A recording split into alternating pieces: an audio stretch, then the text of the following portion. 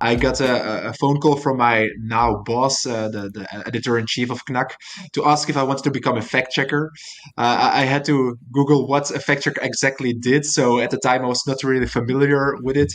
But I quickly found out it's really my cup of tea, debunking viral videos, looking for the truth, seeing what I can find online to prove something right or wrong. Yeah, that's really what I love to do, and OSINT is my main tool for it. Like it's being Sherlock Holmes online, and I just love it.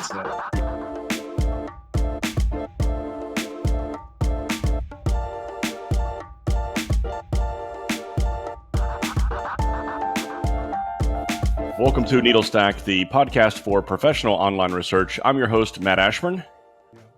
And I'm Jeff Phillips, tech industry veteran and curious to a fault. Today, we're continuing our series on fact-checking and debunking.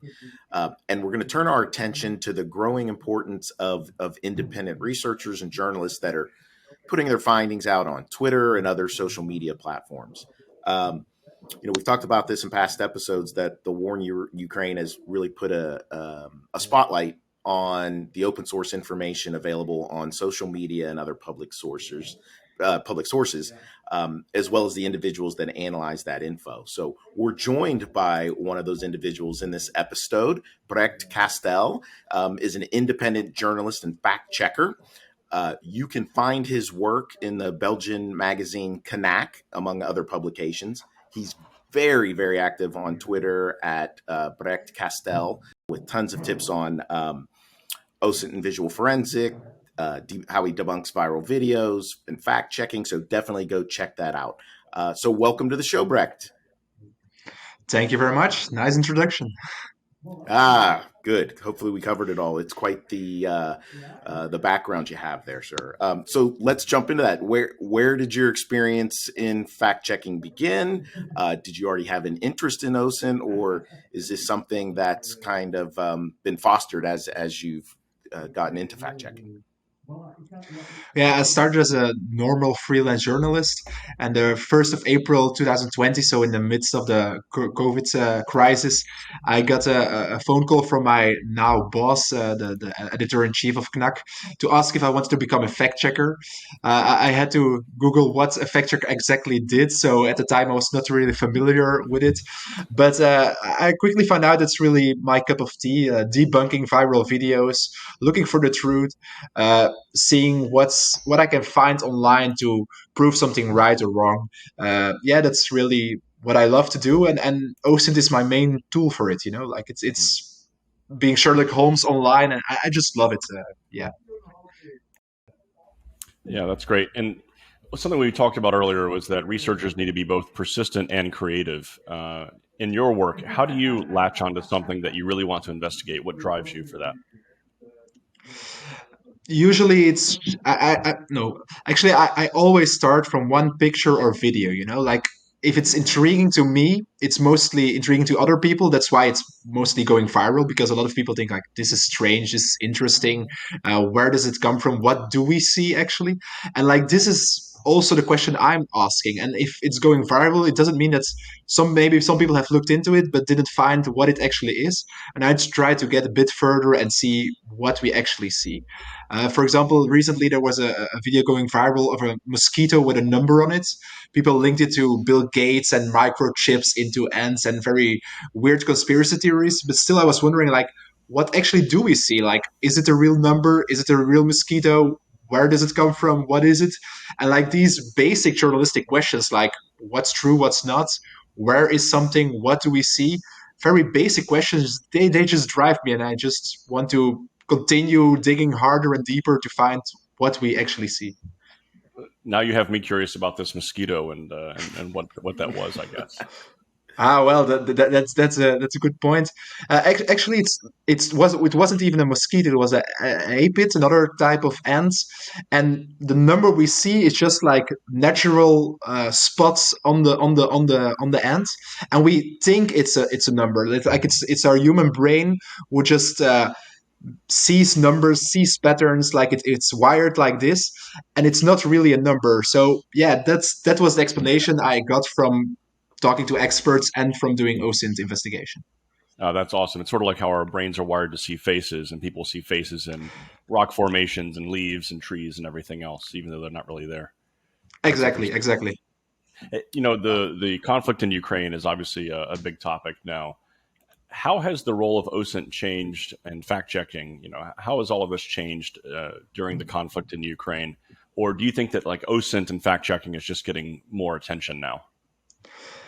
It's definitely getting more attention. Like if I read the newspaper now, for me, mostly it's like old news because I've seen it on Twitter the day before and I've seen videos being debunked or verified, and then the day after it's in the newspaper. Like so. I think that's a major change because in the war in Syria there was already some fact checking going on. I think Bellingcat started. It was like the spark of OSINT and war journalism, but still journalists were kind of skeptic about it. Like it was like a marginal thing. And now I think that most of our journalism is really driven by OSINT. Also, we see a lot of journalists working at home, not on the front line, and collaborating with journalists in Ukraine to really verify things.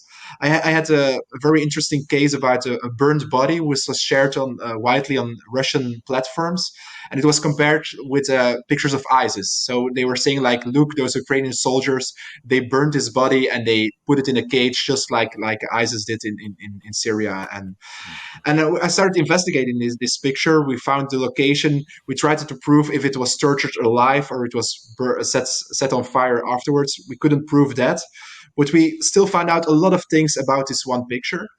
And after publication of this fact check, I got in contact with a photographer who was on the ground, who was in Ukraine, and he took a photograph of this body a few weeks later.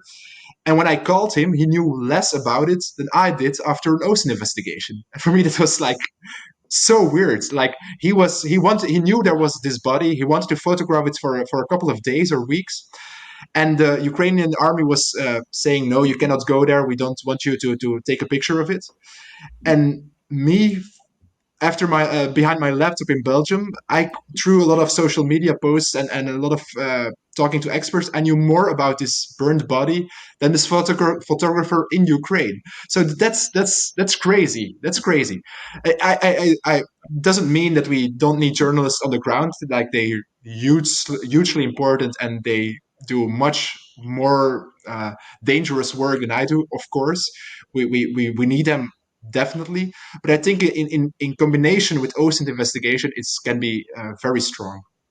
Yeah, and it's almost an abdication of responsibility if you don't provide that context that you're talking about there. And if you provide only a photograph and then a quick blurb about it, rumors and false stories can run amok and be very damaging. Yeah, and you should also be very transparent about what you can find and cannot find. Like OSINT is very powerful, but it also has like limitations. Like these experts said to me, like I cannot say if this body was burned alive or not, if I'm not can do like an autopsy on the body. Like only from the pictures, it's not possible to say it 100% for sure. And then you also have to say this to your audience and say like, okay, we did our best, we analyzed a lot, we worked hard, we talked to experts, but the conclusion is inconclusive. And I think we gain how to say we gain like if people don't trust the media, it's also because we don't do this. We have to do this more often. We have to be more transparent about what we know for sure and what we're doubting about. That's amazing input. If we stick on the Ukraine a little bit, are there certain, we're all following that news. Are there certain sources or tools at the moment that are helping you in your, either from the journalism side or from the fact checking side, against maybe specific to the war on Ukraine? Like, how are you getting your information in? Like open source intelligence starts with open sources, so finding these sources is a first important step. And for this, in the war in Ukraine, there's a great website, very easy to remember, osintukraine.com, and it just created some bots who are just scraping a lot of content. So for example, they're following 90 telegram channels, Russian telegram channels, 90 Ukrainian telegram channels, and they put it in one feed. And they also do automatic translation from these videos. So you can just follow the war in real time and see a lot of sources. Of course, this is only like the starting point. Like there can be a lot of fakes in there. You have to be very careful. The Ukrainian sides want to tell their story. The Russian sides want to tell their story. There is a lot of propaganda there. But if you just new to the conflict and you just want to start somewhere, it's good ways to get away from like what news media are saying and just try to see what is being shared on social media in Ukraine and in Russia. And with automatic translation, yeah, nowadays it's even possible to follow Russian videos, Ukrainian videos, and so on. Both sides. That's super interesting. What are some of the strategies that you use in trying to combat false information or to debunk things? What are some of the principles, I guess, that are consistent across your work?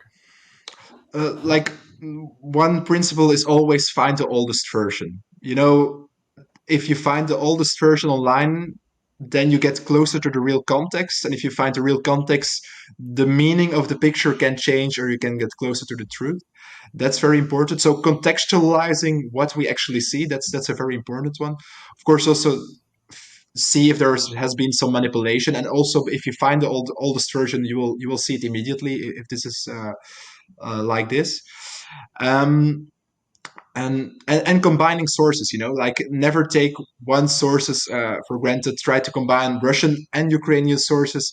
uh, Combining a lot of points of view, that really helps. For example, the burnt body, we found different videos from different angles, and so we could say, okay, the body was there for a long period of time. We see different shades, so it really helps to see what we really see. Speaking of that, so I'm curious, since you started off on the journalism side, and then moved into fact checking. Have you surprised yourself with what you've been able to apply OSINT to, and what you've been able to figure out through open source sources? Yeah, definitely. I'm like surprised on a daily basis. I would say like the force of OSINT is amazing. One aha moment, and it's a bit a strange story, is I was just fact checking a picture of an old tree, and it was said that it was like 6,000 years old in South Africa, and I was like, I want to find where this tree is and how old it can actually be.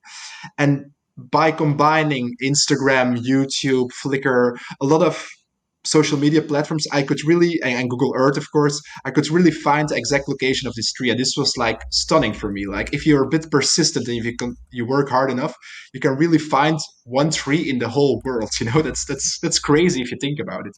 And that's the force of open source intelligence. If you combine a lot of platforms and a lot of sources, you can really get close to the truth. And using it to find a tree, it's a bit silly. I agree on that. But you can also use it to find this burned body in Ukraine, or uh, to investigate war crimes. And I'm doing this for a couple of years, but OSINT investigators from Amnesty International are doing this for over a decade. Like this is not new, but for me this was eye opening. When I was a normal journalist, just talking to people. Basically, that's what you do. You talk to Mm-hmm. experts, you talk to people. I didn't know that there's such a wide world of open source intelligence, and it's really combining the two is also great. Talking to experts and doing your OSINT investigation. Go with your OSINT investigation to experts and see like this is what I found out. Does it make sense, or why can it not be like this? That's really wonderful. A quick follow up, just because this has come up in some other episodes, and talking with different individuals. What are your thoughts on from a journalism perspective about working with some of the amateurs that are out there? There are a lot of amateur sleuths these days. What are your thoughts on those, in using those sources?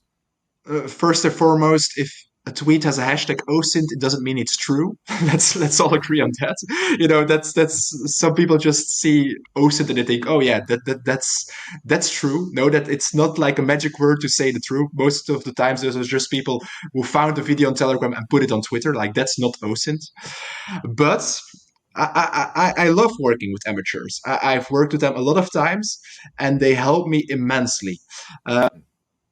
I keep coming back to this fact check of this burned body, but for example, I started to I keep coming back to this factory of this burned body. I was looking for the location to start digging, but I didn't find the location. So I went to some amateur OSINT people I know and put it out there. And after a few days, they found the location. And that was actually the starting point of my investigation. So if you cannot find it yourself, use the community and you're stronger together, definitely. The good thing about OSINT is you don't have to know the person behind the screen. You don't have to. I work with anonymous people which I don't trust per se. But if they tell you something, you can verify it. You can check these open sources they used to get there. I could get on Google Maps, Google Street View, and see, yeah, it's definitely this location. So how this person found it, I'm not sure, and he definitely worked a lot of long hours to get it. But we can see it's true, so I can trust it, and that's great. Like they help me a lot. I love amateur OSINT investigators. There's a lot of people out there that are going to like hearing that. Absolutely. Absolutely. And sometimes they don't see the journalistic value of what they do, and that's where I come in and like, okay, now you found this location, it's not finished, we have to dig further and talk to experts and so on. And usually they're very happy that they can contribute to something bigger, and if they want, I tag them on Twitter, or I give them some reconnaissance in this way, or sometimes they just want to stay anonymous, and I don't mention them at all, but I'm just open that I didn't find it myself, of course. Yeah, that's great. Brecht, as we start to close out, what are some of the tips or techniques that you want to leave with the audience today? Well, mostly people are asking for like specific new tools. Well, I'm going to disappoint you. I will not give you one of the latest tools. If you want to stay up to date, I would recommend the newsletter Week in OSINT. I think it's a great weekly update of the newest kit on the block.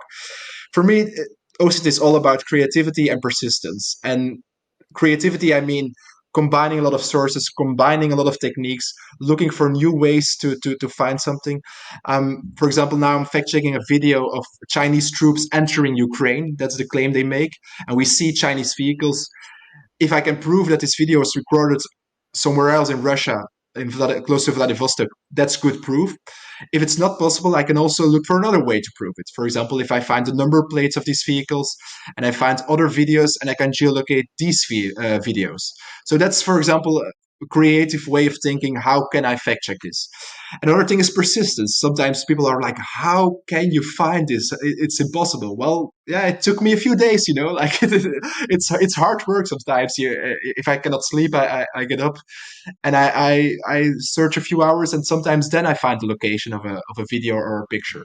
So persistence and creativity are key, and you just learn it by doing it. Like just start, and you get better at it day by day. I think I'll be a better OSINT investigator in 1 year from now than I'm today. That's for sure. That's great. And Brecht, thank you so much for joining us today. I really do appreciate the conversation with you. And if you're listening at home, you can always find Brecht Castel on Twitter at Brecht Castel, first name, last name. If you liked what you heard, you can subscribe to our show wherever you get your podcasts. You can also watch our episodes on YouTube and get more information at our website. That's authenticate.com/needlestack. Authentic with the number 8.com/needlestack. And also be sure to follow us on Twitter as well. Needlestack Pod is our handle on Twitter. We'll be back next week with more information on debunking and fact-checking and all things OSINT. We'll see you then.